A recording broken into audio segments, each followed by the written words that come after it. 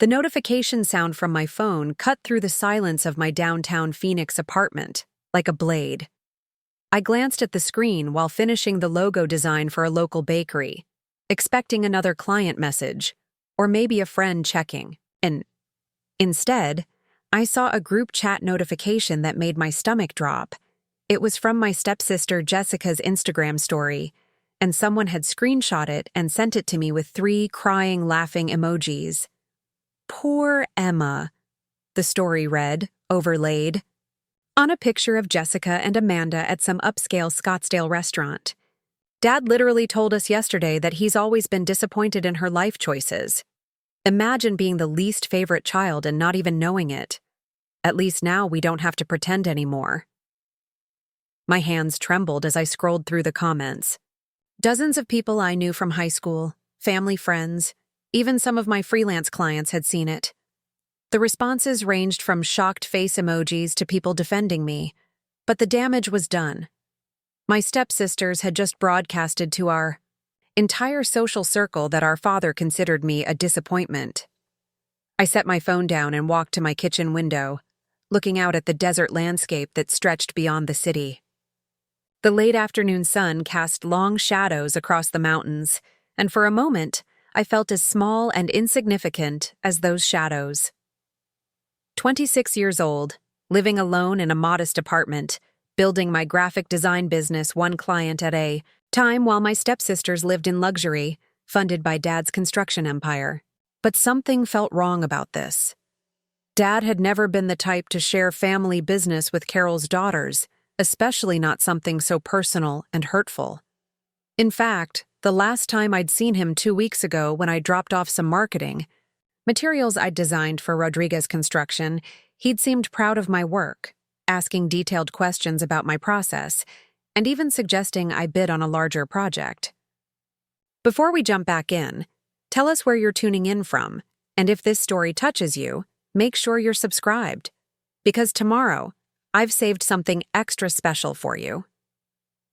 The humiliation burned through me as I thought about all the people who had seen Jessica's story. My name is Emma Rodriguez, and I've spent the last 5 years trying to prove myself worthy of my father's legacy while watching my stepsisters effortlessly claim their place in his affections. At 26, I should have been confident in who I was and what I'd accomplished. But moments like this reminded me of the insecure teenager I'd been when Carol and her daughters first entered our lives. My mother, Sophia, had passed away when I was 18, just months before I started college. She'd owned a small but successful art gallery in Central Phoenix, one that showcased local artists and had become a beloved part of the community. Mom had always encouraged my artistic side, supporting my decision to study graphic design even when others questioned whether it was practical. She believed that creativity was just as valuable as any traditional career path, and she'd instilled in me a deep appreciation for the power of visual storytelling. Dad had met Carol at a charity auction 3 years after Mom's death. I was 21 then, working part-time while finishing my degree, still grieving and trying to figure out my place in the world. Carol was elegant, polished, and came with 2 daughters who seemed to embody everything I wasn't. Jessica was outgoing and social media savvy, while Amanda was pursuing a business degree with plans to join high-level corporate circles. They both had this effortless confidence that I envied, the kind that comes from never having to worry about money or question your worth. The integration wasn't smooth. Carol moved into our family home in Scottsdale with her daughters, and suddenly I was outnumbered. The house that had once been filled with Mom's artwork and creative energy became something entirely different. Carol redecorated extensively, replacing Mom's colorful, eclectic style with neutral tones and modern furniture. It wasn't that the changes were bad, but they erased almost every trace of the woman who had raised me. Jessica and Amanda adapted to their new lifestyle quickly. Dad's construction business had grown significantly over the years, expanding from small residential projects to major commercial developments across Arizona. The financial security that came with his success meant the girls could pursue whatever interested them without worrying about practical concerns. Jessica built a substantial social media following, monetizing her lifestyle content and brand partnerships. Amanda threw herself into her studies, but with the comfortable knowledge that she'd always have family connections to help launch her career. Meanwhile, I felt caught between worlds. I loved my father and wanted his approval, but I also felt like I was constantly being compared to my stepsisters. Every family dinner became an opportunity for Carol to highlight their achievements, while my own accomplishments were politely acknowledged and quickly moved past. When Jessica landed a major brand partnership, it was celebrated with champagne and calls to extended family. When I designed a logo that helped a small business increase their sales by 30%, it merited a brief, "That's nice, dear," before the conversation shifted to Amanda's latest academic award. The comments about being Dad's least favorite weren't entirely new. Over the past 2 years, both Jessica and Amanda had made subtle remarks about my relationship with our father. Little digs about how I'd never be able to take over the family business because I didn't understand construction, how Dad worried about my financial stability, how they were the daughters he could really count on. I'd tried to dismiss these comments as typical stepsister rivalry, but they accumulated like small cuts, each one making me question my place in the family a little more. What made today's public humiliation particularly painful was the timing.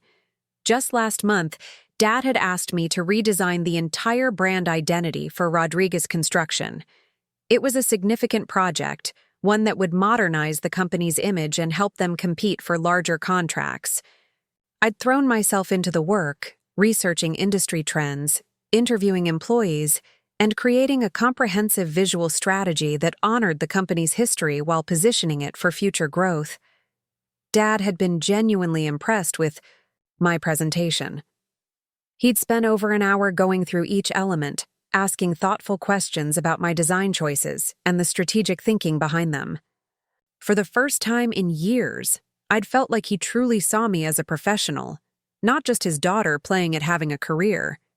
He'd even mentioned the possibility of bringing me on as the company's creative director, a role that would finally give me a legitimate place in the family business. But now, staring at Jessica's cruel social media post, I wondered if I'd misread everything. Maybe Dad's enthusiasm had been polite encouragement rather than genuine pride. Maybe he'd been discussing his disappointment in me with Carol and her daughters while I'd been foolishly believing that things were finally changing between us. The worst part was how public the humiliation felt. Jessica had over 15,000 followers, and her story had been up for hours before someone sent it to me. By now, hundreds of people knew that Michael Rodriguez considered his biological daughter a disappointment compared to his stepdaughters. Former classmates, business contacts, even some of my clients followed Jessica's account. I could already imagine the awkward conversations, the pitying looks, the way people would treat me differently now that they knew how my own family saw me. I tried calling Dad, but it went straight to voicemail. He was probably in meetings, dealing with the kind of high-stakes business decisions that kept Rodriguez Construction growing and profitable. Or maybe he was avoiding me, uncomfortable with the idea of facing me after his private thoughts had been made public. Either way, the silence felt like confirmation of everything Jessica had posted. My apartment suddenly felt too small, too quiet, too much like the place where disappointing daughters lived alone with their modest dreams. I walked through the rooms I'd carefully decorated with pieces from local artists, creating a space that reflected my love for creativity and color. Mom would have loved this apartment, I thought. She would have appreciated the way I'd curated each piece, the way I'd created a home that felt both sophisticated and warm. But maybe that kind of appreciation wasn't enough anymore. The business I'd been building felt fragile now, too dependent on word-of-mouth referrals and personal connections that could evaporate if people started seeing me as the family disappointment Jessica had painted me to be. Graphic design was competitive enough without having to overcome the perception that even my own father didn't believe in me. I thought about all the networking events I'd attended, the conversations where I'd mentioned being Michael Rodriguez's daughter as a way of establishing credibility. Now that connection felt like a liability. As the sun set behind the mountains, painting the sky in brilliant oranges and purples that reminded me of Mom's favorite sunset paintings, I made a decision. I wouldn't confront Jessica and Amanda directly. That would only give them more ammunition for their narrative about my emotional instability. I wouldn't beg Dad for reassurance. That would make me look weak and needy. Instead, I would prove them wrong through my actions, through the quality of my work, through building something they couldn't diminish with their gossip and manipulation. But first, I needed to understand what was really happening. Dad's recent behavior toward me hadn't matched the story Jessica was telling, and I'd learned from Mom to trust my instincts when something didn't add up. She'd always been incredibly perceptive about people's motivations, able to read between the lines of what they said to understand what they really meant. I'd inherited some of that intuition, and right now it was telling me that there was more to this situation than my Stepsisters public humiliation campaign. I pulled out my laptop and started researching everything I could find about recent changes in Dad's business, any family legal matters, anything that might explain why Jessica and Amanda felt confident enough to attack me so publicly. What I found surprised me. Rodriguez Construction had recently been awarded several major contracts, deals that would significantly increase the company's value and Dad's personal wealth. There had also been some restructuring in the business, new partnerships, and investment opportunities that suggested Dad was thinking seriously about the future of his empire. Maybe this wasn't about Dad's disappointment in me at all. Maybe this was about positioning themselves as his true heirs while diminishing any claim I might have to his legacy. The timing was too convenient, the public nature of the attack too calculated.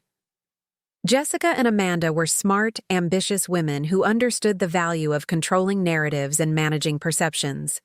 If they were planning to secure their positions as Dad's chosen successors, eliminating me as competition would be a logical first step. The realization didn't make the humiliation hurt any less, but it did shift my perspective. This wasn't about my worth as a daughter or my value as a person. This was about money, inheritance, and control. And if that was the game they wanted to play, they'd chosen the wrong opponent. I was Sofia Rodriguez's daughter, raised by a woman who'd built her own business through creativity, determination, and an uncanny ability to see opportunities others missed. I'd spent years learning to navigate the art world, understanding how to present ideas, build relationships, and create value from nothing but vision and hard work. My phone buzzed with another notification. This time it was a text from my father. "Emma, can you come by the house tomorrow evening? We need to talk. About some family matters. It's important." I stared at the message for a long moment, my heart racing. Family matters could mean anything, but combined with Jessica's social media attack and my research into Dad's recent business activities, it felt significant. Maybe he wanted to address the story his stepdaughters had spread about me. Maybe he wanted to discuss my role in the family business going forward. Or maybe he wanted to confirm that everything Jessica had said was true, that I really was the daughter who had disappointed him most. Whatever tomorrow would bring, I knew one thing for certain.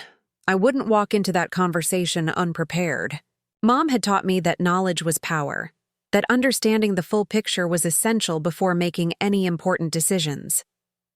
If my stepsisters thought they could write me out of the family story with social media posts and calculated cruelty, they were about to learn that I'd inherited more than just my mother's artistic eye. I'd also inherited her strength, her intelligence, and her refusal to be underestimated by people who thought they understood her.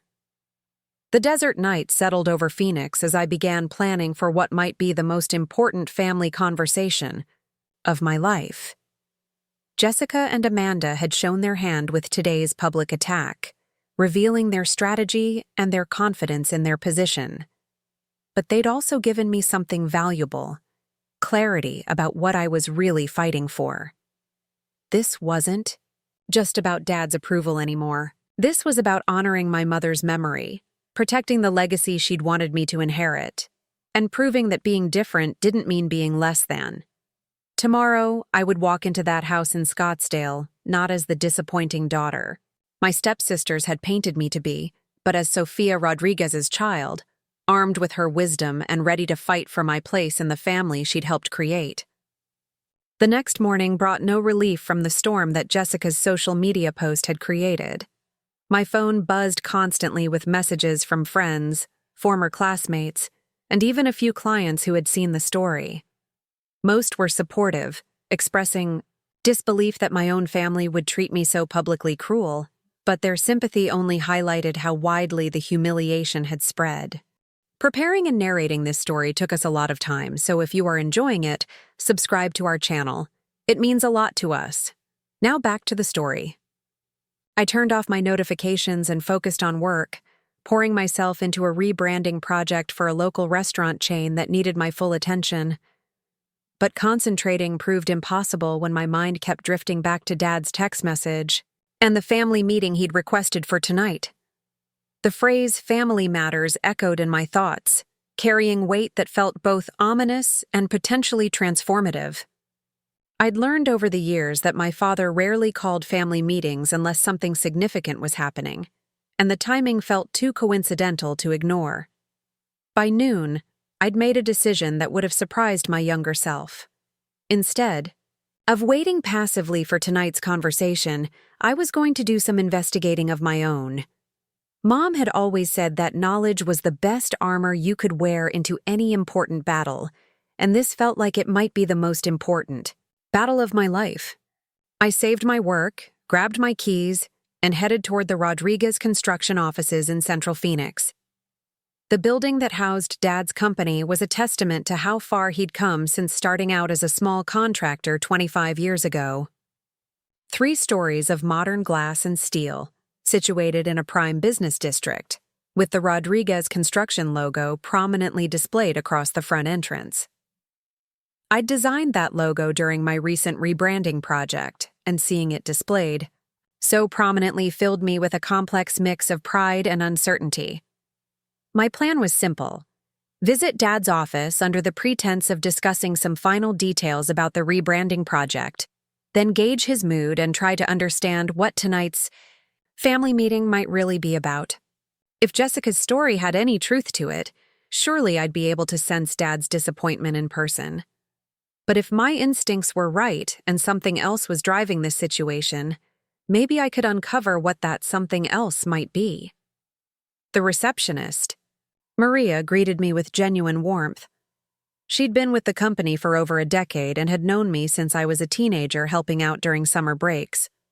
"Emma, how wonderful to see you. Your father's been showing everyone the new branding materials. He's so proud of the work you did."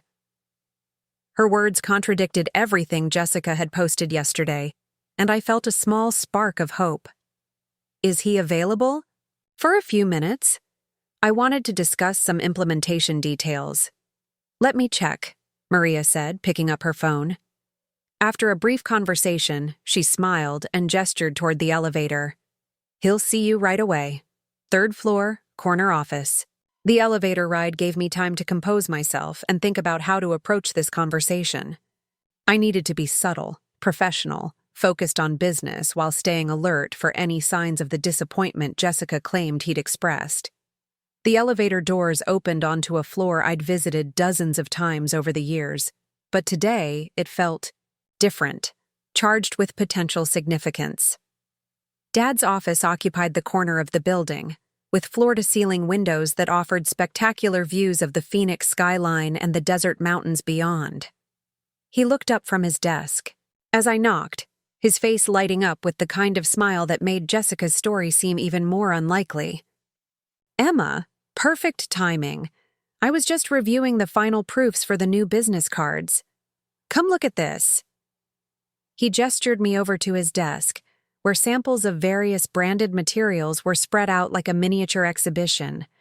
The enthusiasm in his voice was unmistakable as he pointed out details he particularly appreciated, asking questions about color choices and font selections that demonstrated genuine interest in the creative process. The Construction Association meeting is next week, he continued, and I'm excited to debut the new look. Several people have already commented on the website redesign. Henderson Construction actually asked me who did our branding because they want to update theirs. I studied his face carefully as he spoke, looking for any sign of the disappointment Jessica had described. Instead, I saw pride, excitement, and something else that took me a moment to identify: respect. He was talking to me not as a father indulging his daughter's hobby, but as a business owner recognizing quality professional work. "Dad," I said carefully, "I wanted to ask you about something. Jessica posted on social media yesterday that you'd told her and Amanda you were disappointed in my life choices, that I was your least favorite daughter." The change in his expression was immediate and dramatic. The warmth disappeared, replaced by a cold anger I'd rarely seen directed at anyone, other than business competitors who'd tried to undercut his contracts. He set down the business card sample he'd been holding and turned to face me fully. "She said what?" "It was on her Instagram story. She claimed you'd told them yesterday that you'd always been disappointed in me, that I was the least favorite child. Hundreds of people saw it before someone sent me a screenshot." Dad was quiet for a long moment, and I could see him processing not just what I'd told him, but the implications of it. When he finally spoke, his voice carried an edge I'd heard him use with contractors who'd tried to cheat him. "Emma, I need you to know that I have never, not once, expressed disappointment in you to Carol's daughters or anyone else. In fact, yesterday I didn't even see Jessica or Amanda. I was in meetings all day, then had dinner with Thomas Chen to discuss some legal matters. Carol mentioned that the girls had gone shopping in Scottsdale, but I didn't speak with them at all." The relief that flooded through me was so intense, I had to sit down in one of the chairs facing his desk. "So, Jessica was lying?" "Completely." "Lying," Dad confirmed, his anger becoming more pronounced. "And the fact that she did it so publicly, in a way designed to humiliate you, makes it even worse. I'm going to have a conversation with Carol about this tonight before our family meeting." The way he said family meeting made it clear that whatever he'd planned to discuss was separate from Jessica's social media attack, which meant my instincts had been right. Something bigger was happening, something that had prompted tonight's gathering independent of the Stepsisters' latest cruelty. "Dad, what's really going on?" "This family meeting, the legal discussions with Thomas Chen, the way Jessica and Amanda have been making comments about my relationship with you. It feels like pieces of something larger." He leaned back in his chair, studying me with the same careful attention he gave to major business decisions. "You've always been perceptive, just like your mother. She had this ability to see patterns others missed, to understand when surface events were connected to deeper currents." The mention of Mom made my chest tighten with familiar grief, but also with curiosity. Dad rarely spoke about her business skills, usually focusing on her artistic talents or her role as a mother when her memory came up in conversation. "Your mother was more involved in the early days of this business than most people realize," he continued. "She helped me understand marketing, brand building, the importance of visual presentation in winning contracts. A lot of what Rodriguez construction became was built on foundations she helped me lay." This was news to me. I'd known Mom had been supportive of Dad's business, but I'd never understood the extent of her involvement. She never mentioned that.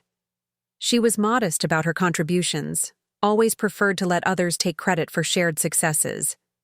But I never forgot what she brought to this company, or what she made me promise about your future. The air in the office suddenly felt charged with significance. What kind of promise? Dad stood up and walked to the window, looking out at the city skyline that represented so much of his professional success. "When your mother got sick, when we knew the cancer was going to win, she made me promise that I wouldn't let anyone else determine your path in life. That I'd make sure you had every opportunity to build something meaningful, whether that was with this company or independently." He turned back to face me, and I could see the weight of that promise in his expression. She also made me promise that I wouldn't let anyone manipulate the legacy we'd built together for their own benefit. Your mother was an excellent judge of character, Emma. She had concerns about Carol's motivations even before we got married. The pieces were beginning to form a picture that made Jessica's public attack seem less like random cruelty and more like a calculated strategic move. What kind of concerns? Carol pushed very hard for marriage much sooner than I was ready. She also asked a lot of questions about the business, about my assets, about what would happen to everything when I retired or died. At the time, I thought she was just trying to understand the family she was joining. Your mother thought there might be more to it. My mind raced back through years of interactions with Carol and her daughters, re-examining conversations and behaviors through this new lens. Carol's redecoration of our house, her subtle undermining of my relationship with Dad, her daughter's increasing confidence about their place in the family hierarchy. What I'd interpreted as typical blended family dynamics might have been something more deliberate. The legal discussions with Thomas Chen, I said slowly, they're about protecting the business and your assets from manipulation. Dad nodded approvingly. Your mother would be proud of how quickly you connected those dots. Yes, Thomas has been helping me restructure things to ensure that the people who deserve to inherit what we've built are the ones who actually receive it. And to make sure that people who might be trying to manipulate their way into inheritances they haven't earned are prevented from doing so. The implications hit me like a wave. This wasn't just about family dynamics or hurt feelings. This was about money, significant money, and the future control of a business empire that Dad had spent decades building. Jessica and Amanda's recent behavior, their increasing boldness in undermining me, their public attack yesterday. It all made sense if they'd somehow learned about Dad's estate planning and felt threatened by what they'd discovered. They know, don't they? Jessica and Amanda know that you're changing your will or restructuring your assets, and they're trying to position themselves as your preferred daughters while making me look unreliable. I suspect they overheard something they shouldn't have, Dad confirmed. Carol was present during one of my early conversations with Thomas, before I realized that some information needed to be kept more confidential. If she shared details with her daughters, they might understand that their assumed inheritance isn't as secure as they'd believed. The sophisticated cruelty of Jessica's social media attack became clear. By publicly painting me as Dad's least favorite daughter, she wasn't just humiliating me personally. She was creating a narrative that would make it seem reasonable for me to be excluded from any significant inheritance. If hundreds of people believed that Dad was disappointed in me, then leaving me less than his stepdaughters would seem logical rather than suspicious. How long have you been planning this restructuring? I asked. Since your mother died, really, but more actively over the past year. Watching you build your own business, seeing the quality of work you produce, understanding how you've honored the values she and I tried to instill in you. It became clear that you're the child who truly understands what we built and why it matters. The validation was overwhelming, but also sobering. This meant that tonight's family meeting wasn't just about addressing Jessica's social media attack. It was likely the moment when Dad would reveal his new estate plans, potentially triggering a much larger conflict with Carol and her daughters. What happens tonight? Tonight, I tell Carol and her daughters the truth about how my assets will be distributed. I explain that while I've provided well for them during my lifetime, the bulk of my estate and the controlling interest in Rodriguez construction will go to you. And I make it clear that yesterday's social media attack was the final confirmation that I've made the right decision. The weight of what he was saying settled over me like a blanket. For years, I'd felt like the outsider in my own family, constantly trying to prove my worth while watching my stepsisters effortlessly claim their positions as Dad's favorites. The idea that Dad had actually been planning to leave me the business and the majority of his wealth was almost impossible to process. Are you sure about this? I mean, Carol and her daughters will be devastated and angry. This could destroy what's left of our family relationships. Dad's expression hardened. Emma, yesterday Jessica publicly humiliated you with lies designed to make you look pathetic to hundreds of people. That kind of calculated cruelty tells me everything I need to know about her character and her mother's influence. People who would do that to family aren't people I want controlling my life's work. He was right, but the magnitude of what was about to happen still felt staggering. Does Thomas think this plan will hold up legally? Carol and her daughters won't just accept this quietly. Thomas has been anticipating challenges for months. Every document is bulletproof, every decision clearly explained and justified. More importantly, we've been documenting some of Carol's more questionable financial behavior over the past few years. What kind of questionable behavior? Dad's smile was grim. Let's just say that your stepmother has been helping herself to funds from various business accounts. Always small amounts. Always with plausible explanations. But Thomas has been tracking it all, building a case that would make any legal challenge from her very uncomfortable. The picture was complete now. Dad had been planning this transition for months, possibly years, while Carol and her daughters had been operating under the assumption that they were the primary beneficiaries of his success. Jessica's social media attack wasn't just cruelty. It was a desperate attempt to undermine my standing before tonight's revelations destroyed their carefully constructed plans. I should warn you, Dad continued. Tonight is going to be ugly. Carol and her daughters aren't going to take this news well, and they're probably going to say some terrible things to try to make me change my mind. Are you prepared for that? I thought about Mom's strength, her ability to face challenges with grace and determination. I thought about the business I'd built, the clients who trusted me, the proof that I could create value and success on my own terms. I thought about Jessica's cruel social media post and the hundreds of people who'd seen her try to humiliate me. I'm ready, I said, and for the first time in years I truly meant it. Dad smiled, and in that smile I saw pride, love, and something else. Recognition. He was finally seeing me not as the daughter who needed protection or guidance, but as the woman who could carry forward the legacy he and Mom had built together. Your mother always said you had steel in your spine, that you'd inherited her. Ability to stay strong when others tried to break you down. Tonight, you're going to need every bit of that strength. As I left Dad's office and drove back through Phoenix toward my apartment, I felt like I was seeing the city with new eyes. The desert landscape that had always seemed harsh now looked resilient, shaped by challenges into something beautiful and enduring. Tonight would change everything, not just for me, but for our entire family structure. The dynamics that had defined my relationships for years were about to be completely upended. Jessica and Amanda had made their move with yesterday's public humiliation, but they'd played their hand too early and too obviously.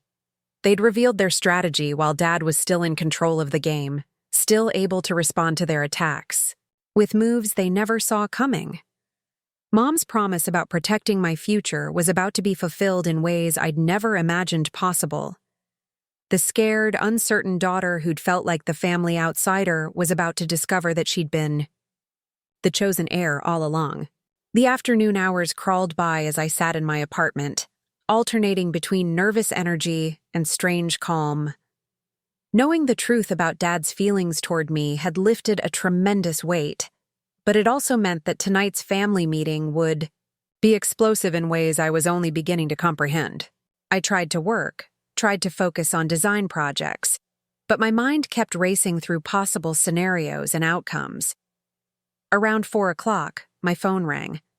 The caller ID showed Thomas Chen, Dad's attorney and longtime family friend. I'd known Thomas. Since childhood, he'd been at countless family gatherings over the years, and Mom had always spoken highly of his integrity and wisdom. Emma, your father told me about the social media situation yesterday. I wanted to check in with you before tonight's meeting. Thomas's voice carried the same warmth I remembered from family barbecues, but there was also a professional edge that reminded me this wasn't a social call. I'm doing better now that I know the truth about what Dad actually said, or didn't, say. Good. I also wanted to prepare you for what's going to happen tonight. Your father has decided to accelerate our timeline based on recent events. We were planning to handle this transition more gradually, but Jessica's public attack convinced him that waiting would only give Carol and her daughters more opportunities to cause damage. The word transition carried implications that made my stomach flutter. How extensive are the changes he's planning to announce? Comprehensive. We've restructured the business ownership, updated all beneficiary designations, and established trusts that will protect the assets from any potential challenges. Emma, when tonight is over, you'll be the heir apparent to Rodriguez Construction and the majority beneficiary of your father's estate. Even though Dad had hinted at this during our office conversation, hearing it stated so directly was overwhelming. Thomas, are you certain this is legally sound? I keep thinking about how Carol and her daughters will react. I've been practicing estate law for 30 years, and I've never prepared more thorough documentation.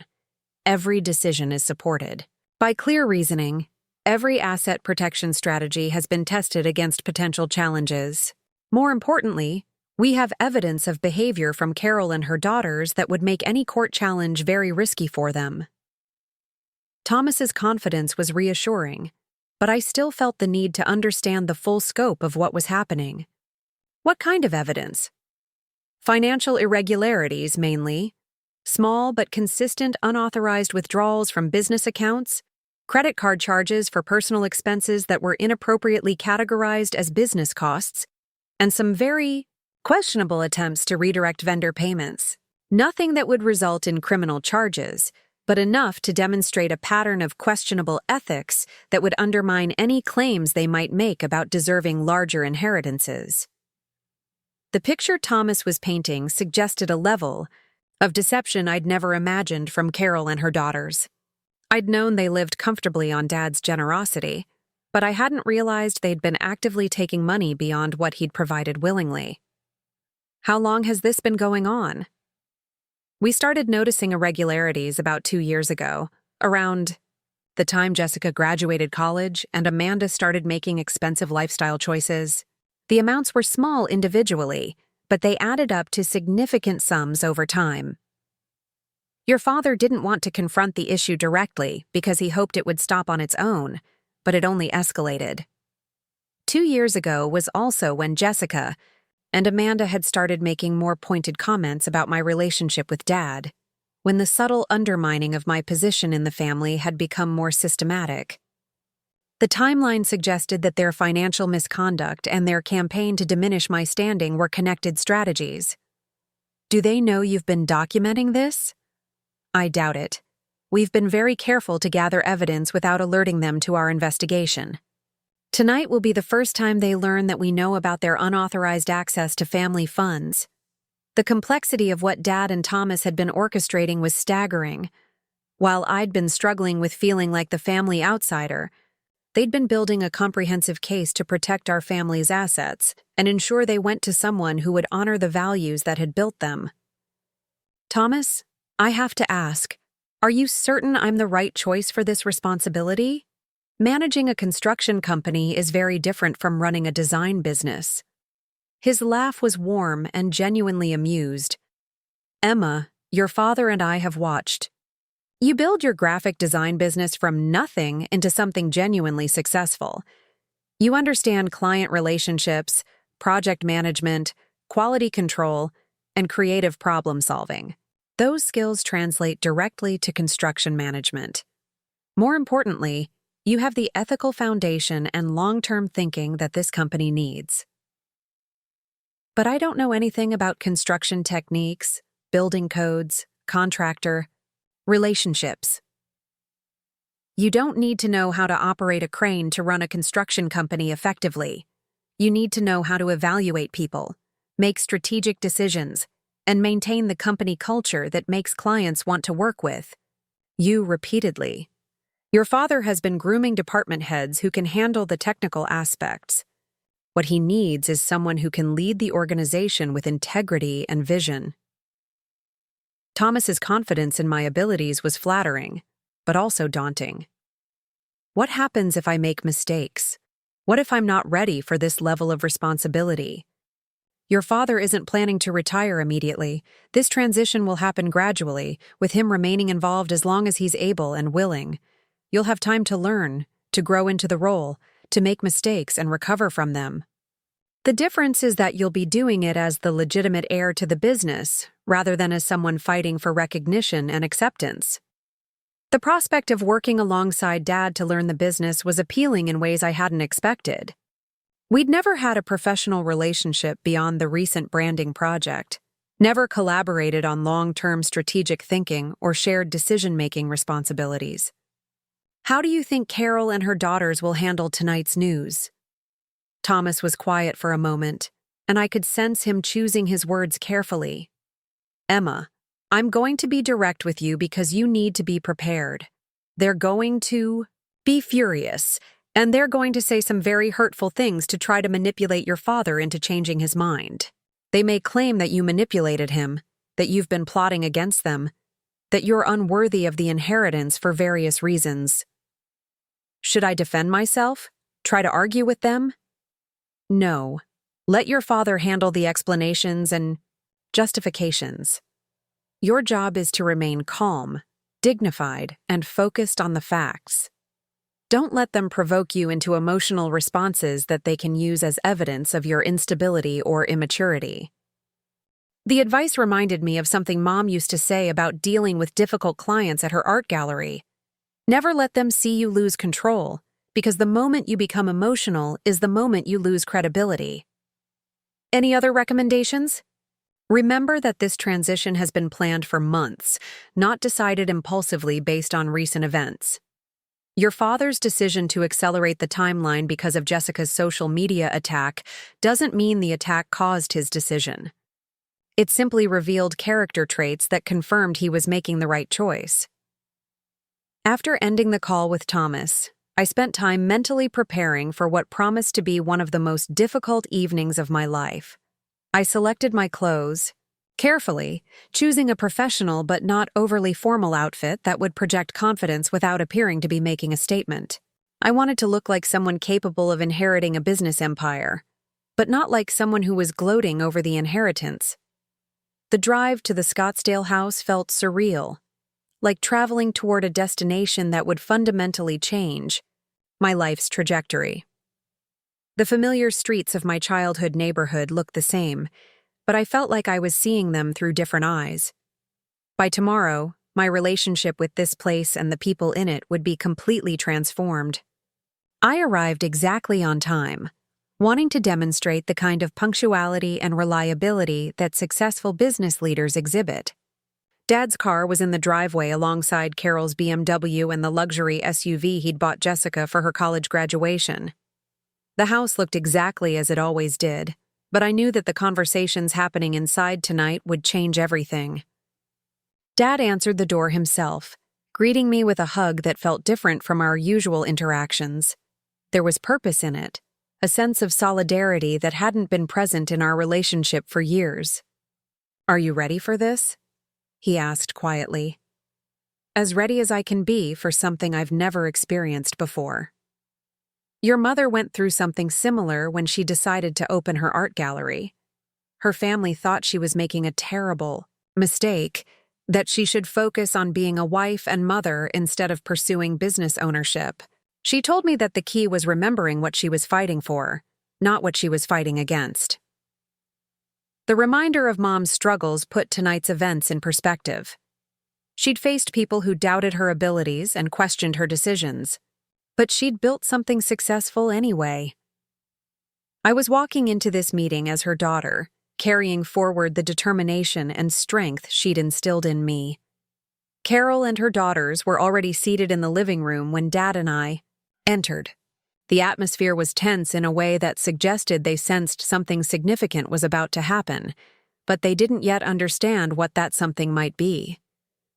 Jessica looked up from her phone with the kind of smug expression that reminded me of her social media attack, while Amanda appeared nervous and uncertain. "Girls," Dad began, his voice carrying the formal tone he used for serious business discussions. "We need to have a family conversation about some important matters." Carol straightened in her chair, her expression shifting to the carefully controlled mask she wore when she suspected she wasn't going to like what she was about to hear. "What kind of matters, Michael?" "Estate planning matters, inheritance decisions, the future of Rodriguez construction, and how family assets will be distributed." The temperature in the room seemed to drop several degrees. Jessica's smug expression faltered, replaced by wariness. Amanda set down the magazine she'd been flipping through and focused entirely on Dad's words. "I've been working with Thomas Chen to restructure my will and business ownership arrangements. Given recent events and some concerning behaviors I've observed, I've decided it's time to make these plans clear to everyone involved." Carol's carefully controlled expression slipped slightly. "Recent events? What recent events?" Dad turned to look at Jessica directly. "Yesterday, Jessica posted on social media that I had told her and Amanda that Emma was my least favorite daughter, that I was disappointed in her life choices. This was a complete fabrication designed to publicly humiliate Emma." Jessica's face flushed red. "I never said you told us that directly. I was just sharing my observations about family dynamics." "Your post specifically stated that I had told you I was disappointed in Emma." "That was a lie, Jessica. I was in meetings all day yesterday and didn't speak with you or Amanda at all." The defensive anger in Jessica's voice revealed how calculated her attack had been. "Fine. Maybe I misremembered exactly how the conversation happened, but everyone knows Emma isn't really part of this family the way Amanda and I are." Dad's expression hardened in a way I'd rarely seen. "That statement perfectly illustrates why I've made the decisions I'm about to explain." He walked to the mantelpiece where he'd placed several manila folders that I hadn't noticed before. The formal presentation of documents suggested that this conversation had been planned meticulously, not arranged impulsively in response to recent events. "Carol, Jessica, Amanda, I want you to understand that what I'm about to tell you represents months of careful planning and legal preparation. These decisions are final and non-negotiable." Carol's mask slipped entirely, revealing the kind of cold calculation I'd glimpsed occasionally over the years, but had never seen displayed so openly. "Michael, whatever you think you need to say, surely we can discuss it as a family and reach reasonable compromises." "There will be no compromises," Dad replied firmly. "Emma will inherit controlling interest in Rodriguez construction and serve as the primary beneficiary of my estate. You and your daughters will receive modest provisions that reflect the support I've provided during my lifetime, but nothing more." The silence that followed was so complete I could hear the air conditioning cycling on in another part of the house. Then Jessica exploded. "This is ridiculous. Emma doesn't know anything about construction. She's never shown any interest in the family business. You can't seriously be planning to leave everything to her." Dad's voice remained calm and measured. "Emma has demonstrated business acumen, ethical behavior, and respect for the values that built this company.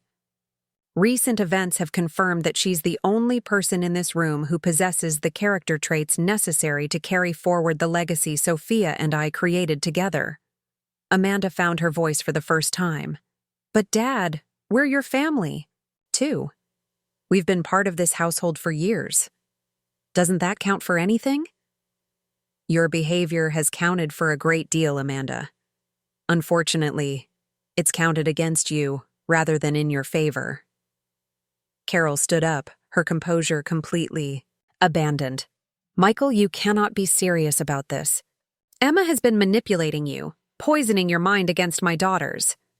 This is exactly the kind of divisive behavior I've been trying to protect this family from." Dad opened one of the manila folders and withdrew a thick stack of documents. "Carol, these are bank records showing unauthorized withdrawals you've made from business accounts over the past 2 years. small amounts individually, but totaling nearly $40,000 in aggregate. Carol's face went white. Those were legitimate business expenses. Spa treatments in Sedona are not legitimate business expenses for a construction company. Neither are Jessica's shopping trips or Amanda's sorority event costs. Jessica jumped up from her chair. "You've been spying on us. You've been documenting every dollar we spend like we're criminals. I've been protecting family assets from people who felt entitled to take them without permission," Dad replied. "People who now want me to believe they deserve to inherit businesses they've been stealing from." The accusations and revelations were flying now, each one landing like a physical blow. Amanda started crying, but these weren't the manipulative tears I'd seen her use to get her way in the past. These were the tears of someone realizing that their entire future had just been completely upended. "This isn't fair," Amanda sobbed. "We never meant to hurt anyone. We just thought the money was part of being family." Dad's expression softened slightly as he looked at Amanda, but his resolve remained firm. Being family means respecting boundaries and earning trust. It means building people up rather than tearing them down. Yesterday's social media attack on Emma was the final proof that you and Jessica don't understand what family really means. Carol recovered her composure enough to launch one final attack. "Emma, I hope you're satisfied. You've destroyed this family with your jealousy and manipulation. You've turned a man against his wife and stepdaughters because you couldn't stand sharing his attention." I felt the urge to defend myself, to explain all the ways Carol and her daughters had made me feel unwelcome and unworthy over the years. But Thomas's advice echoed in my mind: remain calm, dignified, focused on facts. Don't let them provoke emotional responses. "I didn't destroy anything," I said quietly. "I just stopped pretending that cruelty and dishonesty were normal parts of family life." Dad smiled at my response, a smile that contained pride and recognition. "That's exactly the kind of wisdom and maturity this family business needs going forward." The meeting continued for another hour, with Carol and her daughters cycling through anger, bargaining, threats, and eventually resigned bitterness. Dad remained firm throughout, explaining his decisions with the same logical clarity he brought to major business negotiations. By the end, it was clear that no amount of argument or manipulation would change his mind. As Carol and her daughters prepared to leave, gathering belongings that suggested they wouldn't be returning to this house, Jessica made one final attempt to wound me. "Enjoy your inheritance, Emma, but remember that everyone knows you only got it because Daddy felt sorry for the pathetic daughter who couldn't make friends or build a real relationship with anyone." I looked at Jessica, this woman who had spent years trying to convince me I was worthless, and felt something I'd never experienced before: pity. "Jessica, I'm sorry you feel the need to hurt people when you're in pain. I hope someday you find whatever it is you're really searching for." The grace in my response seemed to deflate her remaining anger, leaving only the sadness of someone who had gambled everything on a strategy that had failed completely. After they left, Dad and I sat in the quiet house, processing what had just occurred. The family structure that had defined my life for years had been completely dismantled and rebuilt in the space of a single evening. "How do you feel?" Dad asked, overwhelmed, grateful, scared, relieved, about 12 different emotions all at once. That sounds about right for someone whose entire life just changed direction. We talked until late that night, discussing practical aspects of the business transition, sharing memories of Mom that hadn't been spoken in years, and beginning to build the kind of father-daughter relationship we'd never had the chance to develop.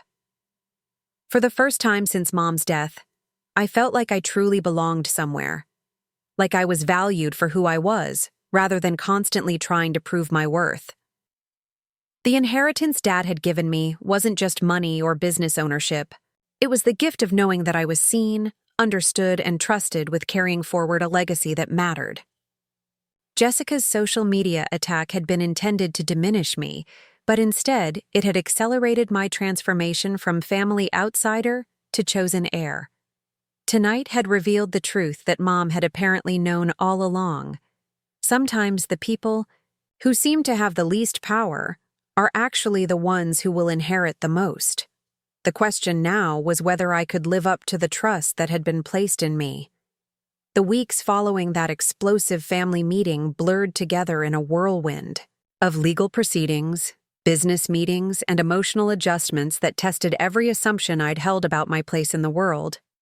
Carol had wasted no time in hiring her own attorney, an aggressive litigation specialist who specialized in contesting wills and estate plans. Within 72 hours of our confrontation, formal papers had been filed challenging Dad's decisions and demanding a complete audit of all family financial arrangements. Thomas Chen's prediction about the ugliness that would follow proved remarkably accurate. Carol's legal team immediately began spreading a narrative that painted me as a manipulative daughter who had systematically poisoned my father's mind against his loving wife and stepdaughters. They claimed that Dad was suffering from diminished mental capacity, that I had isolated him from his family, and that the inheritance restructuring was the result of elder abuse rather than sound judgment. The character assassination campaign extended beyond legal documents into social circles and business relationships. Carol had cultivated friendships with several prominent Phoenix socialites during her marriage to Dad, and she leveraged those relationships to spread doubt about my worthiness as an heir. Suddenly, people who had known me for years were questioning whether I was really the sweet, artistic daughter they remembered, or something more calculating and dangerous. Jessica and Amanda joined their mother's campaign with enthusiasm that revealed how much they'd been counting on inheriting Dad's wealth. Jessica's social media presence, which had previously focused on lifestyle content and brand partnerships, transformed into a subtle but persistent narrative about family betrayal and ungrateful children. She never mentioned me by name, but her posts about loyalty, blood family, and the pain of being abandoned by loved ones were clearly targeted at undermining public sympathy for my position. Amanda took a different approach, reaching out to mutual friends and former classmates with tearful phone calls about how I'd turned Dad against his wife and daughters.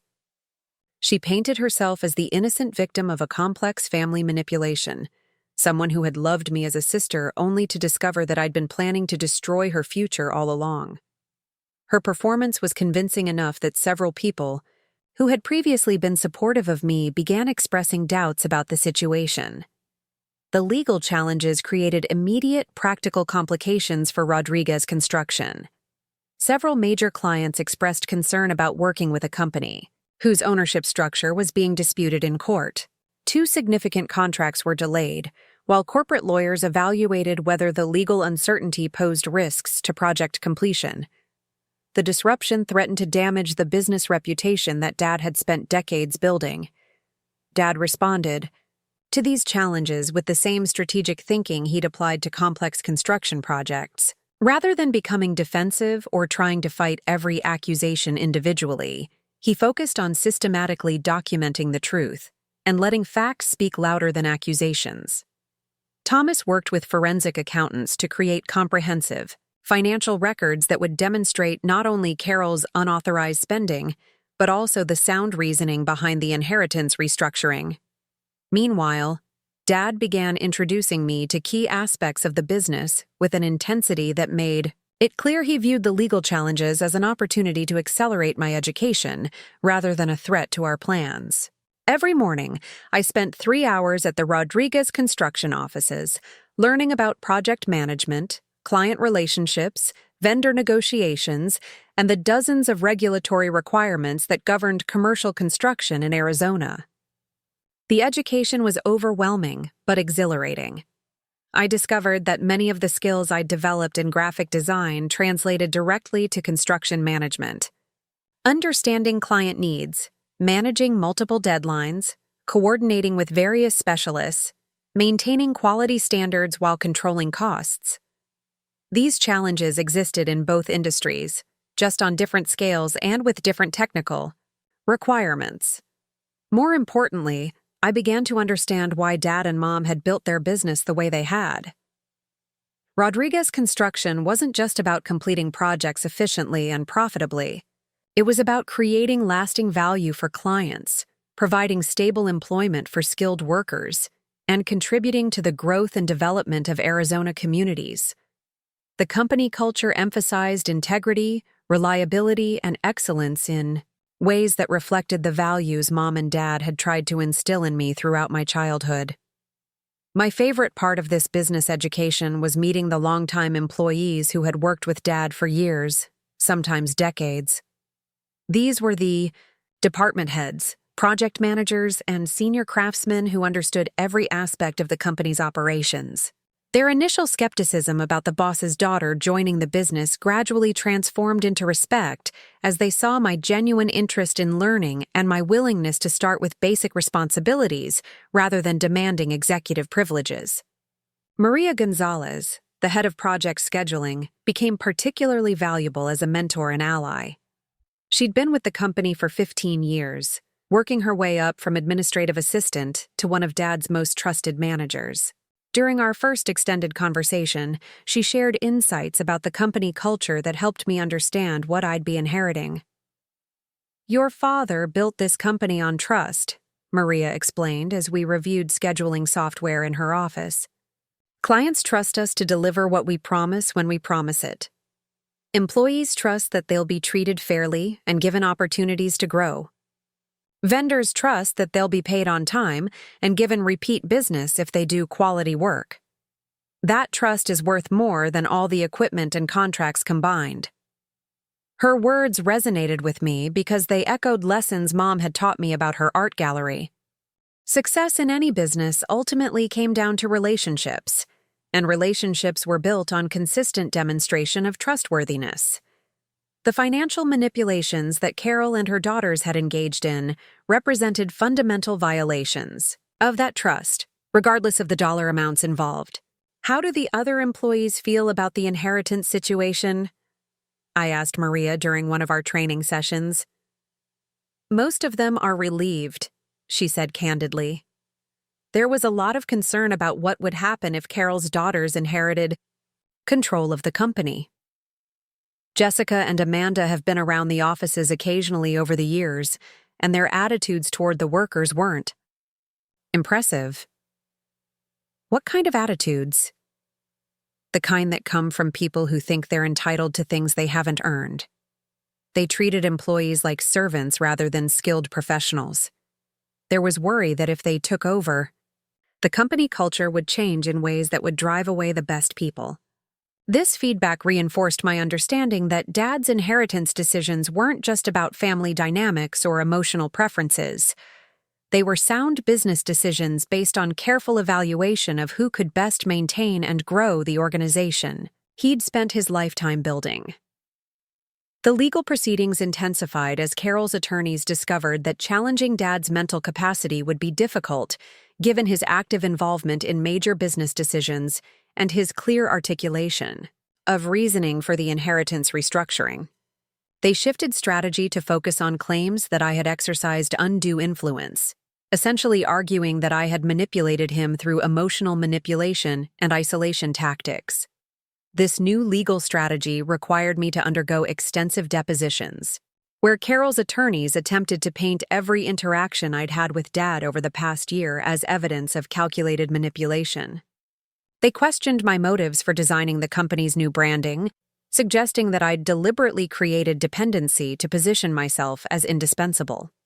They scrutinized my decision to move out of the family home years earlier, claiming it was part of a long-term strategy to make Dad feel guilty about our relationship.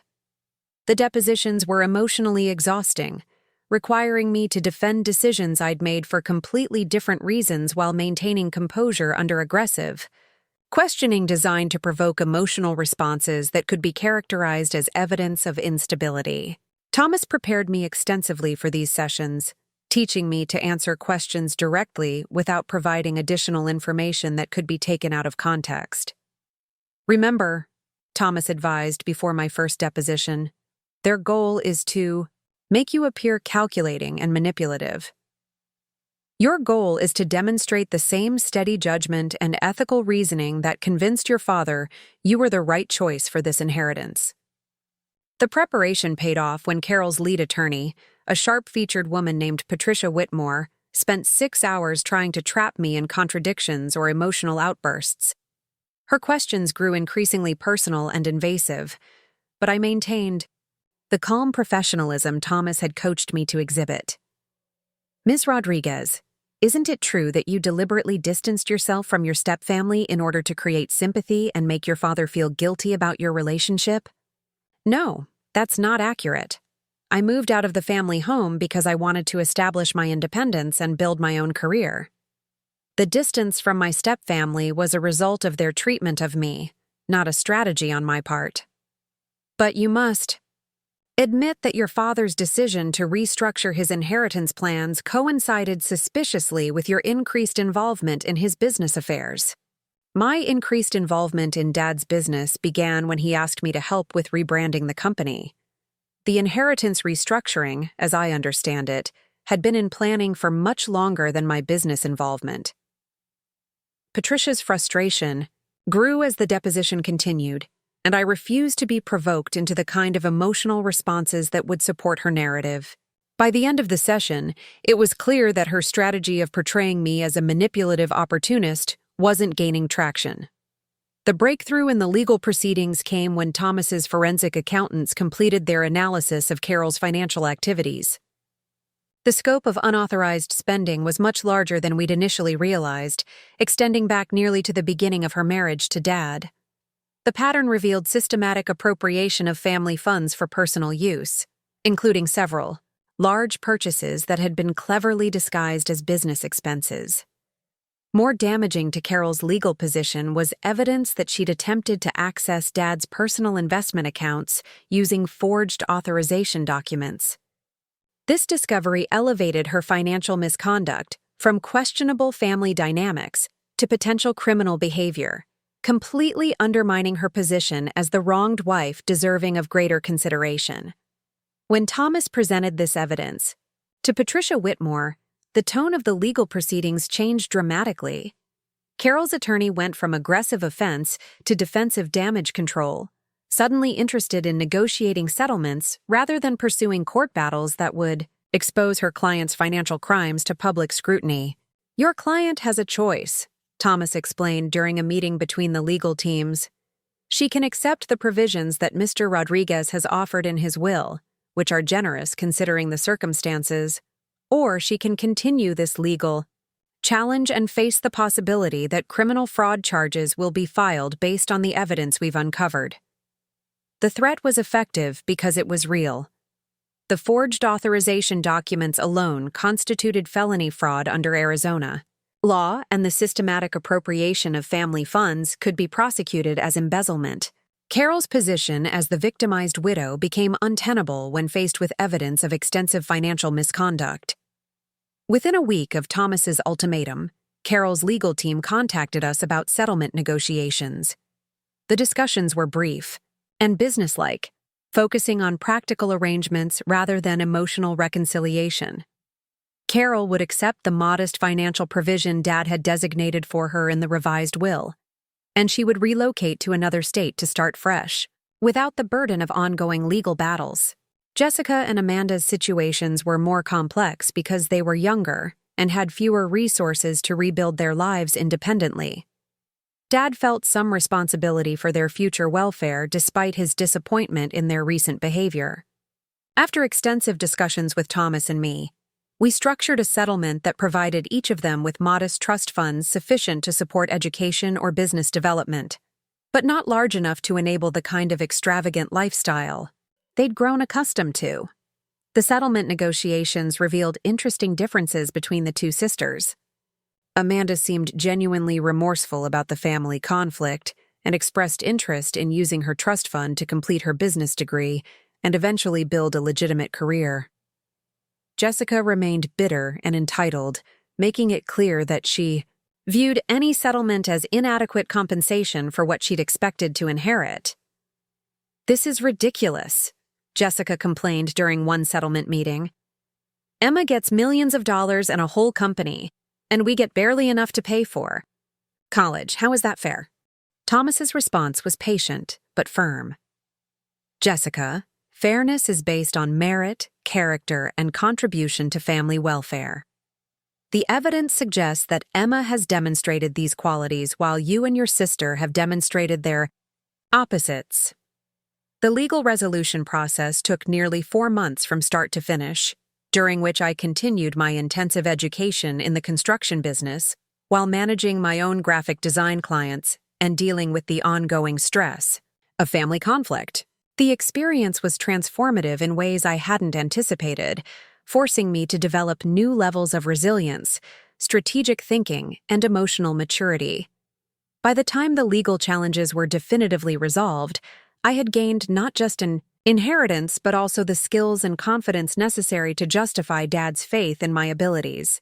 The months of depositions, business training, and public scrutiny had tested my character in ways that proved to myself and others that I was capable of handling the responsibilities that came with inheriting Rodriguez Construction.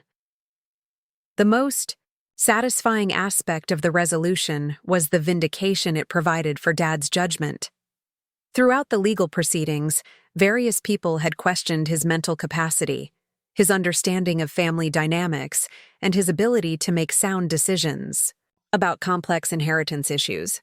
The final settlement demonstrated that his assessment of character and capability had been accurate from the beginning. On the day the last legal documents were signed, Dad and I celebrated quietly at his office, looking out at the Phoenix skyline. That represented so much of his professional achievement. The view reminded me of similar moments I'd shared with Mom in her art gallery, looking at displays of work that represented creativity, persistence, and the satisfaction of building something meaningful.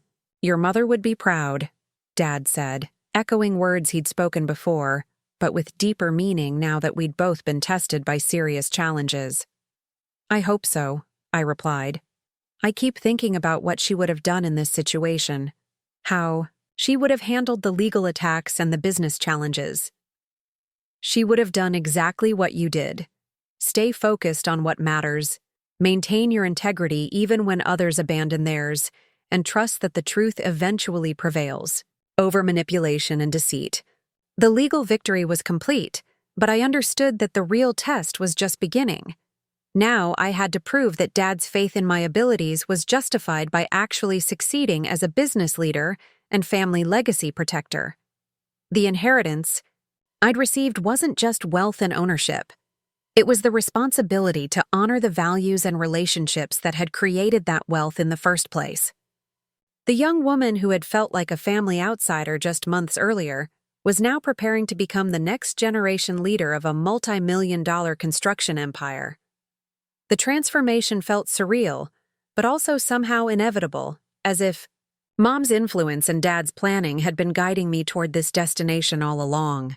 3 years have elapsed since the courtroom doors closed on the final chapter of Carol's failed legal challenge, and the metamorphosis in my existence continues to astound everyone who knew me during those turbulent months when my stepsisters believed they could rewrite my destiny through public humiliation and family manipulation. The timid young woman who once questioned her worth in her own home has blossomed into a commanding presence in Phoenix's construction industry.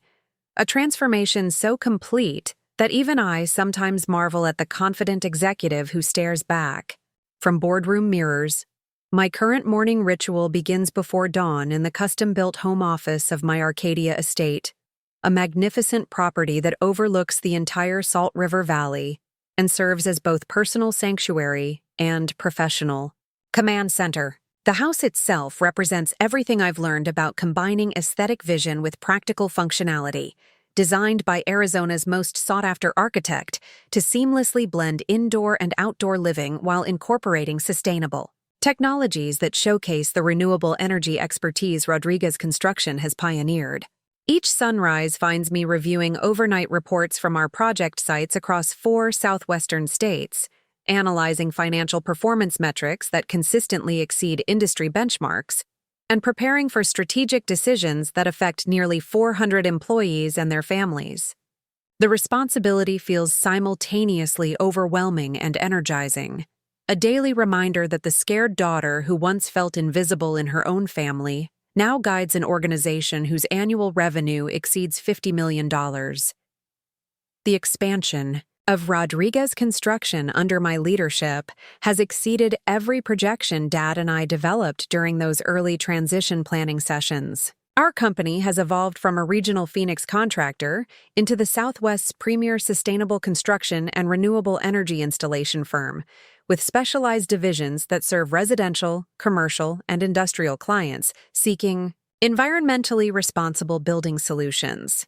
The transformation reflects my vision for honoring traditional construction excellence while pioneering innovations that address climate change and energy independence. Our renewable energy division, which began as an experimental venture to differentiate ourselves in a competitive marketplace, now generates 45% of total company revenue and has established Rodriguez Construction as the preferred contractor for solar installations, energy storage systems, and sustainable building retrofits throughout Arizona, New Mexico, Nevada, and Southern California.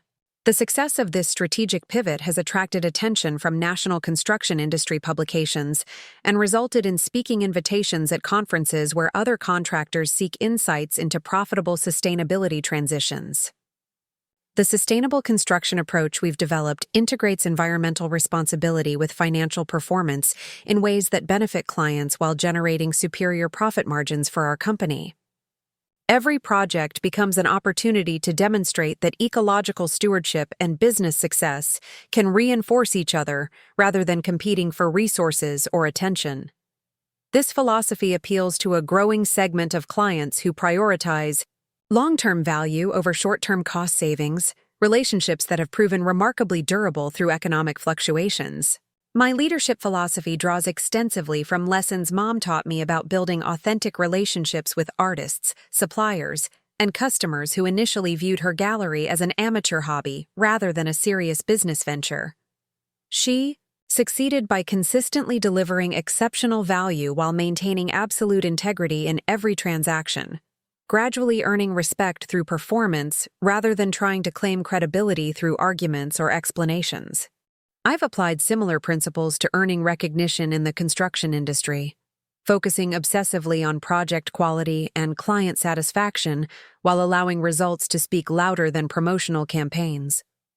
The mentorship program I established has become one of Rodriguez Construction's most valuable recruiting and development initiatives, attracting talented young professionals who might otherwise choose larger companies with more established training programs. We now partner with engineering schools, construction management programs, and trade institutions throughout the Southwest to provide internships, apprenticeships, and entry-level positions that combine practical experience with systematic skill development. These relationships have created a pipeline of capable employees who understand our company culture from their earliest professional experiences, reducing turnover while ensuring that our organizational values are transmitted to new generations of construction professionals. The program also serves my personal commitment to creating opportunities for individuals who remind me of my younger self. Talented people who possess potential but lack the connections or confidence necessary to advance their careers without appropriate support and encouragement. Maria Santos joined our team through the internship program while completing her construction management degree at Arizona State University, bringing exceptional analytical skills and an intuitive understanding of project coordination that impressed our most experienced supervisors. Her background as the daughter of Mexican immigrants who built a successful landscaping business resonated with my own experience of inheriting family values while adapting to changing circumstances and opportunities. Under my direct mentorship, Maria has developed into our youngest project manager, successfully overseeing commercial developments that require sophisticated coordination between multiple contractors, regulatory agencies, and client stakeholders. Her promotion to senior management at age 26 demonstrates the kind of merit-based advancement that attracts ambitious professionals while reinforcing our commitment to recognizing talent regardless of background or traditional credentials. The success of mentees like Maria has strengthened relationships with veteran employees who initially questioned whether someone with my background could effectively lead a major construction company. Skilled craftsmen and experienced supervisors who once harbored doubts about my qualifications have become enthusiastic supporters after working alongside talented individuals I've brought into the organization and watching them contribute meaningful value to our collective success. My personal life has flourished alongside professional achievements in ways that reflect the confidence and clarity that emerge from successfully meeting significant challenges. The social isolation I experienced during my years of family conflict has been replaced by a rich network of friendships and professional relationships that provide both personal satisfaction and business opportunities. The relationship with David Martinez began during a community development meeting focused on affordable housing initiatives in Central Phoenix, where his presentation about incorporating renewable energy systems into low-income housing projects aligned perfectly with Rodriguez Construction's emerging expertise in sustainable building practices. Our initial conversations centered on potential collaboration between his nonprofit organization and our renewable energy division. But those business discussions gradually evolved into personal exchanges about shared values and complementary life experiences. David's background as a second-generation Mexican-American who translated his family's entrepreneurial success in the restaurant industry into community development leadership paralleled my own journey of honoring family legacy while pursuing independent professional achievements. His understanding of the pressures and opportunities that come with inherited responsibility provided emotional support during the challenging months when I was learning to navigate public attention and business complexity simultaneously. Our relationship developed with the patience and intentionality that characterize people who have learned to prioritize authentic connection over superficial attraction or social convenience. David appreciated the demands of my professional responsibilities because his nonprofit leadership role involved similar challenges of balancing multiple stakeholder interests while maintaining organizational focus and effectiveness.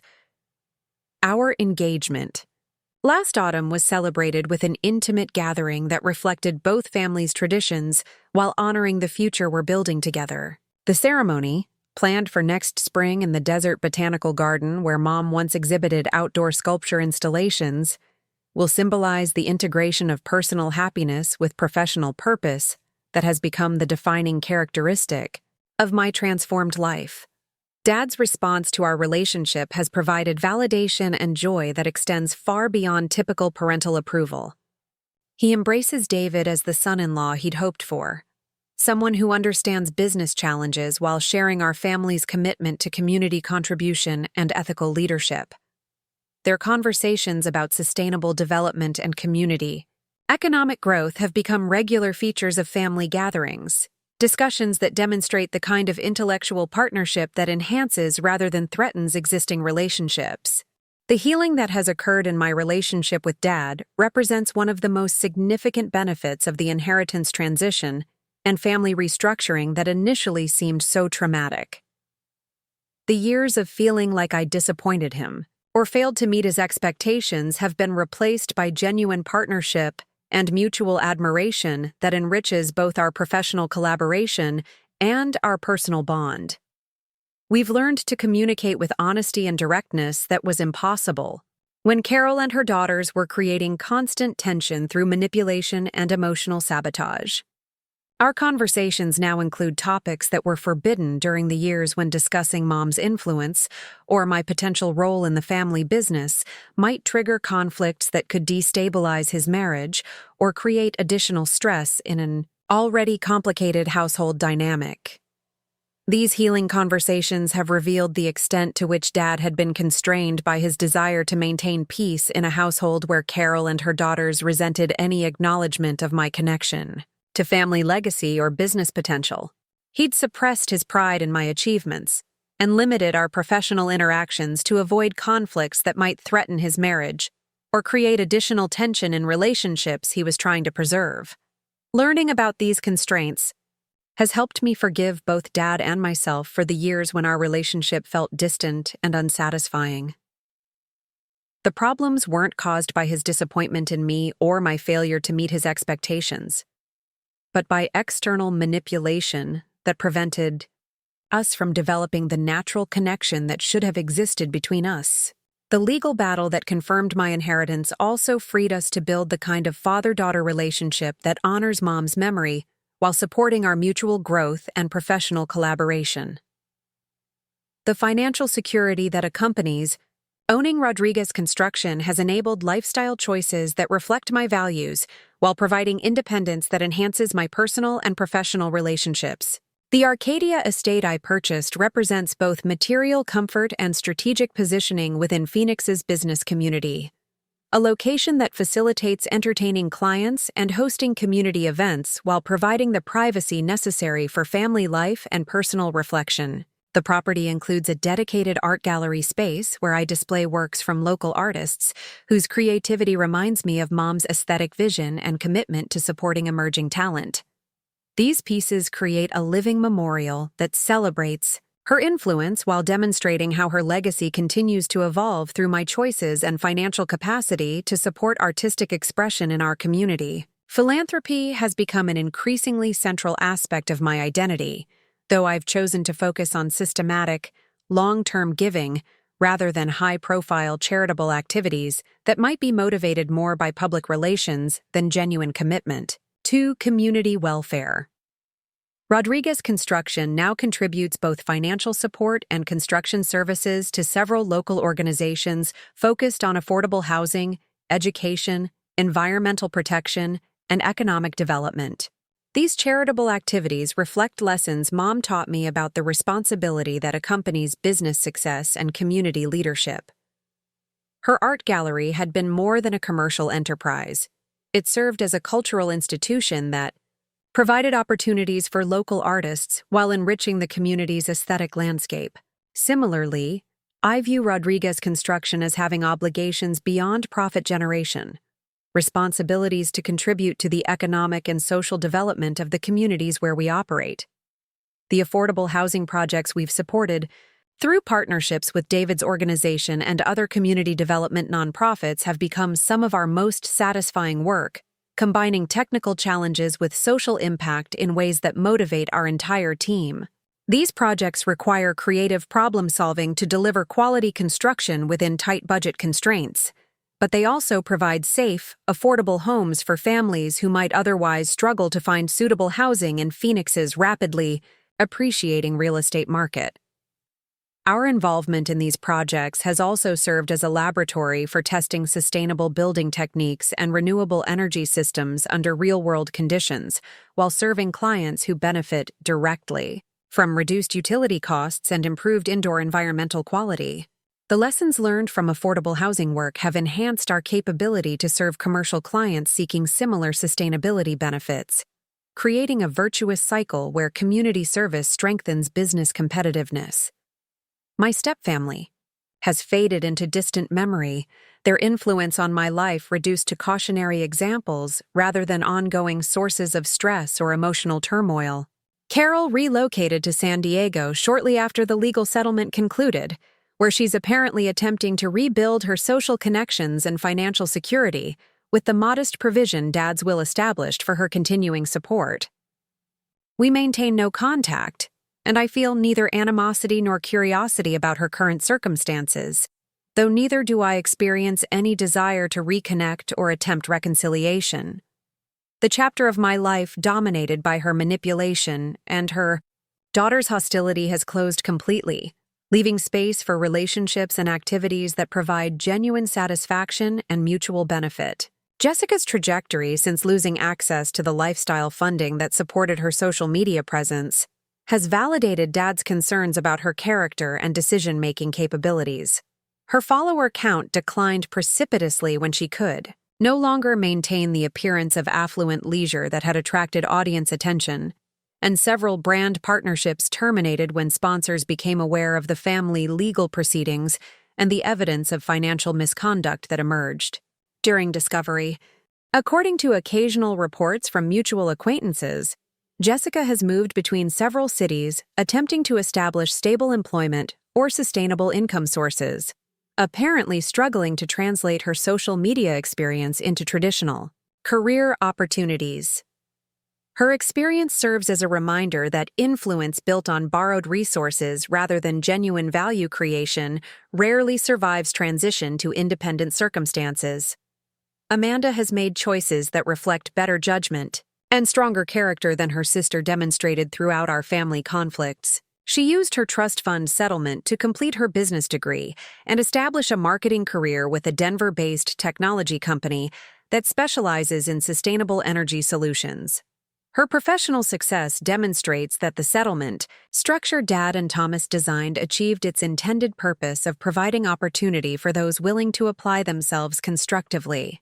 We exchange occasional emails that maintain cordial communication while acknowledging our shared history, without attempting to recreate family connections that were never authentic or mutually satisfying.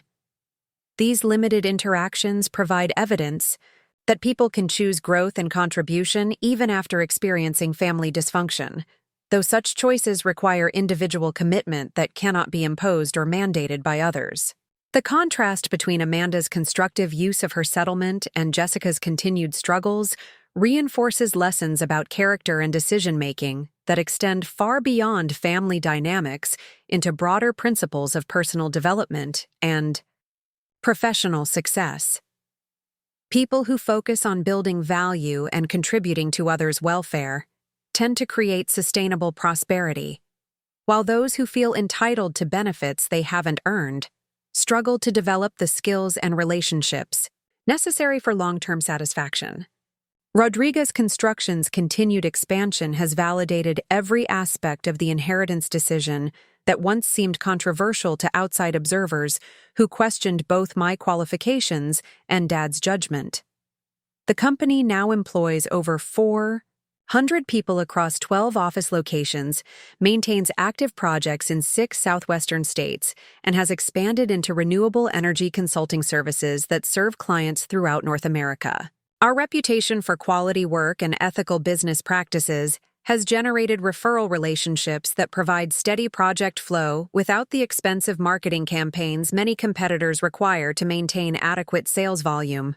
The trust-based client relationships we've cultivated reflect the same principles Mom applied in her art gallery, where satisfied customers became enthusiastic advocates who attracted additional business through personal recommendations and repeated engagements.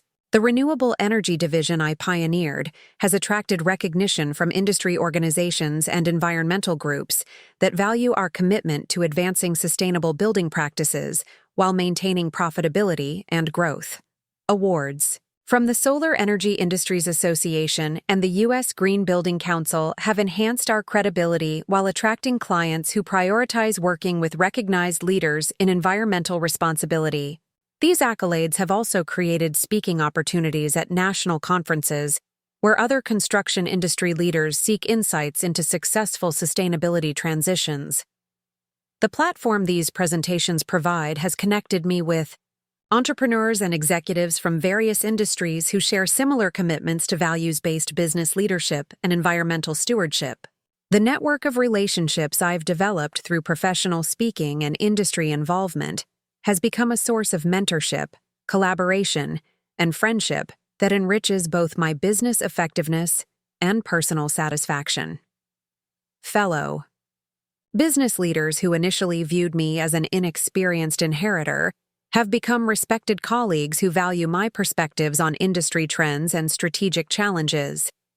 The leadership skills I've developed through managing Rodriguez Constructions, growth and diversification have attracted attention from community organizations seeking board members and advisory support. I now serve on the boards of 3 local nonprofits focused on education, economic development, and environmental protection, positions that allow me to contribute expertise while learning from other leaders who approach similar challenges from different perspectives and backgrounds.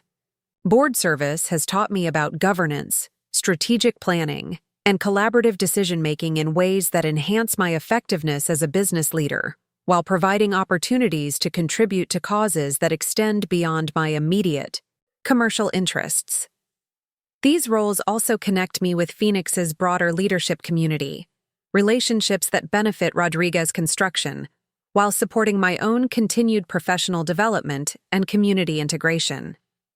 The consulting practice I launched 18 months ago has exceeded every expectation for both client satisfaction and personal fulfillment, providing services to family businesses navigating succession planning and inheritance transitions throughout the southwestern United States.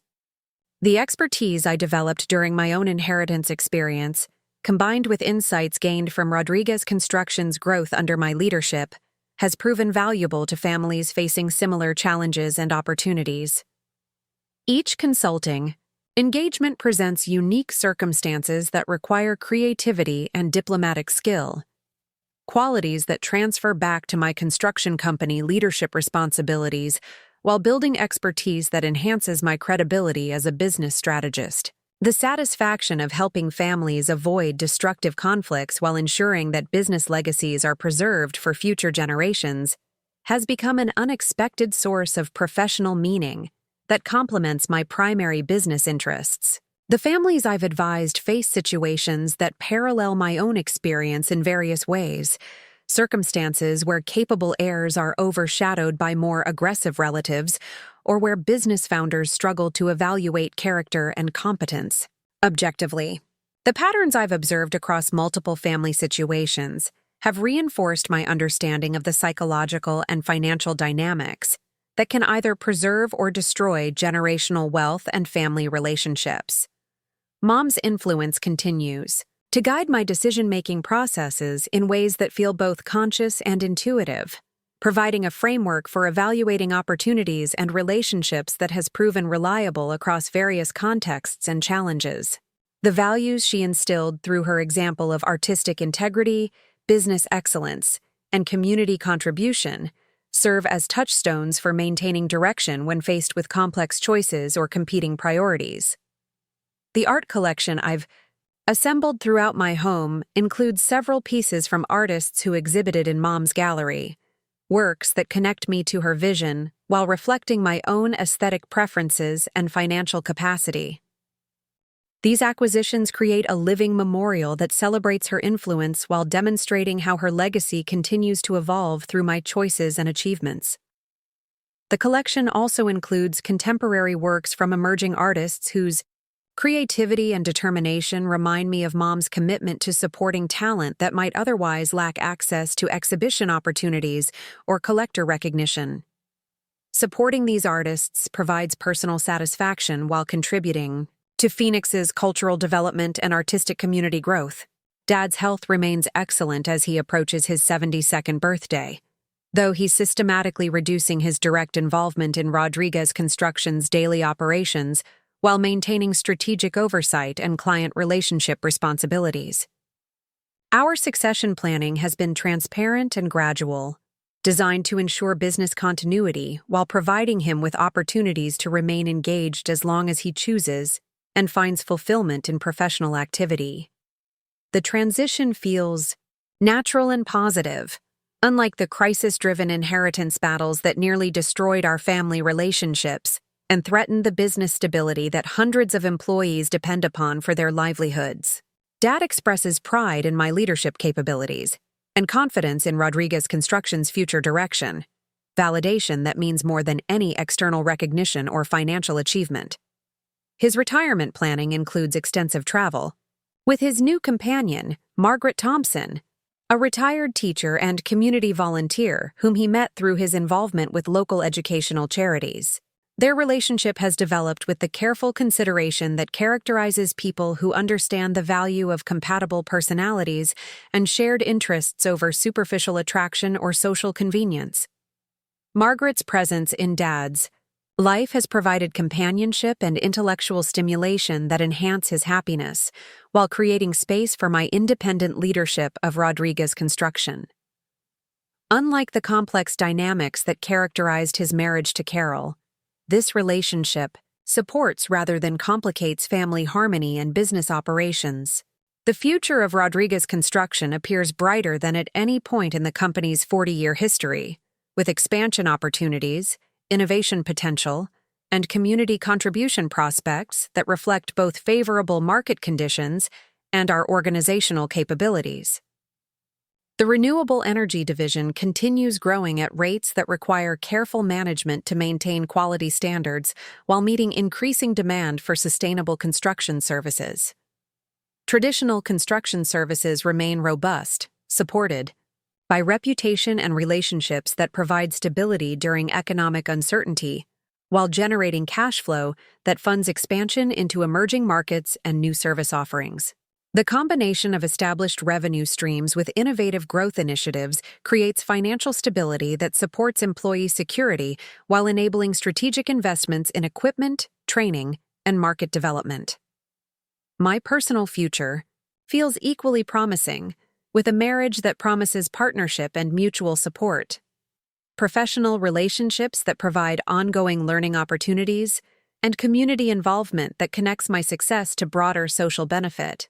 The scared, uncertain young woman who once struggled for family acceptance has become someone who creates opportunities for others while building something meaningful for herself and her community. The transformation from family outsider to business leader and community contributor represents more than personal achievement. It demonstrates how individual growth can honor past influences while creating positive impact for future generations. The employees who depend on Rodriguez Construction for their livelihoods, the clients who trust us with their construction needs, and the community organizations that benefit from our charitable contributions all represent stakeholders whose welfare depends partly on my continued development as a leader and decision-maker. The young artists whose work decorates my home, the students who participate in our internship programs, and the families who live in affordable housing projects we've supported all represent connections between Mom's legacy and my current activities. These relationships demonstrate how individual success can honor past influences while creating positive impact that extends beyond immediate business interests or personal satisfaction. The social media attack that Jessica launched 3 years ago, intended to humiliate me and undermine my relationship with Dad, now seems like a providential catalyst that accelerated events which might have unfolded more gradually or less decisively. It forced confrontations that revealed character and motivations while providing opportunities for growth and healing that might not have occurred under different circumstances or timing. The public nature of Jessica's cruelty also taught me valuable lessons about maintaining grace under pressure and the importance of responding to attacks with dignity rather than defensiveness or emotional reactivity. These skills have proven useful in business negotiations, community leadership, situations, and personal relationships where maintaining composure while standing firm on principles is essential for achieving positive outcomes. The legal proceedings that followed the inheritance announcement provided education in strategic thinking, evidence evaluation, and systematic decision-making under pressure that has enhanced my business leadership capabilities in ways that traditional management training could not have achieved. The experience of defending decisions and explaining reasoning to skeptical audiences has improved my communication skills while reinforcing confidence in my judgment and analytical abilities. Looking back on the journey from family outsider to business leader and community contributor, I'm struck by how challenges that seemed overwhelming at the time became stepping stones to opportunities I couldn't have imagined during those difficult years when I felt invisible and undervalued in my own home. The inheritance I received from Dad wasn't just money and business ownership, it was the chance to prove myself worthy of Mom's legacy while building something that honors both parents' values and my own emerging vision. The responsibility of carrying forward Rodriguez Construction feels both weighty and inspiring, a daily reminder that individual success is meaningless unless it contributes to something larger than personal benefit or family pride. The company Mom and Dad built represents more than financial achievement. It demonstrates that values-based business practices can create sustainable prosperity while contributing to community welfare and environmental stewardship. The woman I've become would astonish the uncertain daughter who once felt like a perpetual disappointment to her family and a burden to those around her. But this transformation wasn't magic or luck. It resulted from consistently choosing growth over comfort, courage over safety, and contribution over mere personal advancement. The values Mom instilled and Dad reinforced provided the foundation, but the choices were mine to make, and the work was mine to complete. The future stretches ahead with possibilities that reflect both opportunity and responsibility, challenges that will require continued learning and adaptation while building on the foundation of trust and competence I've established over these transformative years. Rodriguez Construction will continue to grow and evolve, adapting to changing market conditions while maintaining the excellence and integrity that built our reputation and client loyalty. My marriage to David will create new opportunities for combining our professional missions while building a family that honors both our backgrounds and shared values. The community leadership roles I've accepted will provide ongoing opportunities to contribute expertise while learning from others who approach similar challenges from different perspectives and experiences. Most importantly, the healing that has occurred in my relationship with Dad will continue to deepen as we share experiences and build memories that honor Mom's influence while celebrating our mutual growth and professional collaboration. The family that nearly disintegrated under the pressure of manipulation and conflict has been rebuilt on foundations of truth, respect, and shared commitment to values that matter more than immediate convenience or emotional comfort. The inheritance dispute that once threatened to destroy our family ultimately revealed character and strengthened relationships in ways that created something better than what existed before the crisis. Jessica's social media attack, intended to humiliate and diminish me, instead accelerated my transformation into someone worthy of the trust and responsibility that came with inheriting Rodriguez Construction and carrying forward my parents' legacy.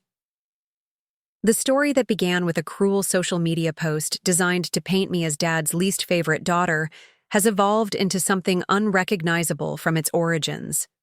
The expressions on Jessica and Amanda's faces when they learned the truth about Dad's inheritance plans reflected shock, anger, and disbelief that their carefully constructed narrative about family dynamics had been completely wrong, and their assumptions about their own positions had been entirely misguided. But the most important expression change was my own, the transformation from uncertainty and hurt to confidence and purpose that reflected not just external validation, but internal growth that had been building for years through challenges and setbacks that seemed discouraging at the time. The daughter who once felt like a family disappointment had become someone ready to carry forward a legacy worth preserving and expanding for future generations. The woman looking back on this journey feels gratitude for every challenge that contributed to growth, every setback that taught resilience, and every person who provided support during difficult transitions. The inheritance I received was just the beginning. The real treasure has been discovering capabilities and strengths that enable contribution to something larger than personal success or family recognition. Up next, you've got 2 more standout stories right on your screen. If this one hit the mark, you won't want to pass these up. Just click and check them out.